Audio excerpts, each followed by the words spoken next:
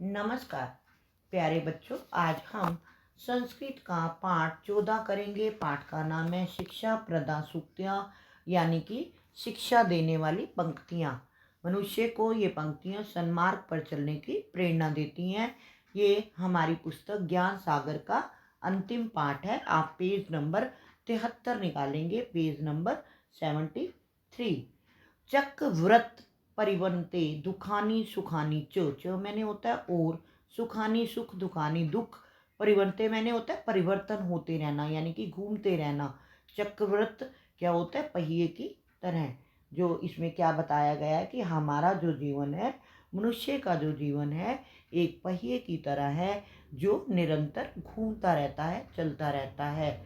जिस प्रकार मनुष्य के जीवन में कभी सुख आते हैं, कभी दुख आते हैं, उसी प्रकार जैसे एक पहिया घूमता है, तो हमारे जीवन में भी कभी दुख आते हैं तो कभी सुख आते हैं।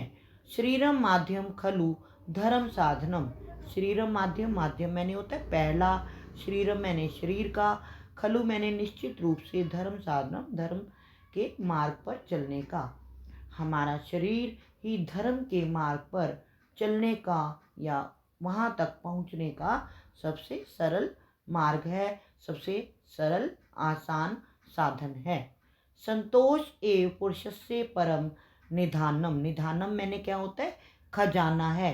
पुरुषस्य मनुष्य का, संतोष यानी कि सुख शांति एव मैंने ही, संतोष ही मनुष्य का सबसे बड़ा खजाना है। सुख ही मनुष्य का सबसे श्रेष्ठ आधार है। महाजनो येन गतः स पंथा। पंथा मैंने होता है यात्री। महाजनों महर्षियों के द्वारा जो घोर तपस्या करके जो मार्ग निकाला गया है, वही मार्ग सुगम है, आसान है, और सभी मनुष्यों को यानी कि सभी यात्रियों को, हम जैसे यानी कि मनुष्यों को उसी मार्ग पर चलना चाहिए। किस मार्ग पर? जो महर्षियों ने बताए हैं। प्रोपकार्य पुनाए पापाए पर पीडनम। पर पीडनम मैंने होता है कष्ट देना। पापाए पाप, पुनाए पुण्य, प्रोपकार्य भलाई करना। दूसरों के लिए भलाई के कार्य करना पुण्य है, और दूसरों को दुख देना, दूसरों को कष्ट देना क्या है? पाप है। हितम मनोहारी च दुर्लभम वच्चय। वच्चय मैंने होता है वाणी। दुर्लभम, दुर्लभम मैंने क्या होता है? कठिन।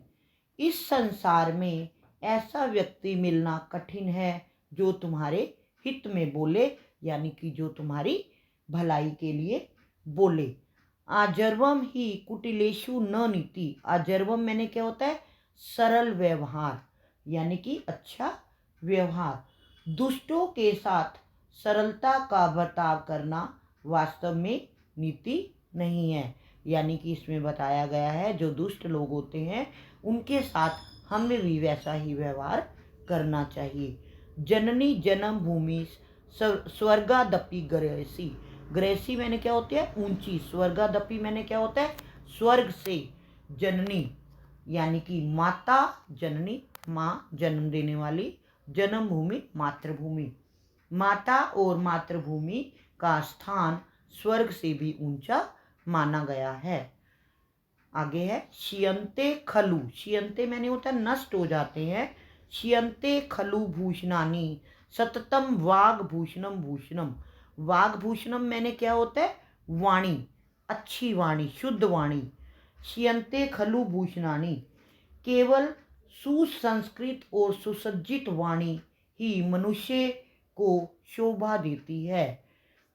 बाकी अर्थात यानी कि जो हमारे दूसरे आभूषण हैं वो तो नष्ट हो जाते हैं। केवल जो वाणी रूपी जो हमारा आभूषण है वो कभी नष्ट नहीं होता। न कूप खननम युक्तम प्रदीप्ते वहीना गृहे। गृहे मैंने होता है घर में, वहीना मैंने आग से, प्रदीप्ते मैंने जलने पर, कूप खननन मैंने कुआं खोदना।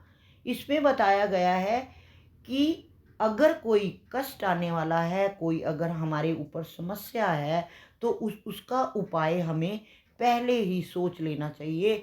कोई भी अगर कोई कार्य करना है तो हमें सोच विचार कर करना चाहिए। अर्थात यानी कि अगर हमारे ऊपर समस्या आ रही है तो उसे पहले सोच लेना चाहिए। ऐसा नहीं होना चाहिए कि घर में अगर आग लग जाती है तो तभी कुआं खोदना चाहिए। ऐसा नहीं कि घर में आग लग जाए तभी हम कुआं खोदें, तो उसका बचाव नहीं होगा, आग तो लग चुकी होगी, तो कुआं खोदने का कोई फ़ायदा नहीं होगा। इसलिए अगर कोई समस्या आ रही है तो उसे पहले ही हमें निपट लेना चाहिए। मित्तम च सारम च वचो ही वागिमता। वागिमता क्या होता है? बोलने की कला। सार रूप में कथन करना ही कला है, यानी कि अच्छे ढंग से किसी को समझाना, वही हमारी वाणी की अच्छी कला है।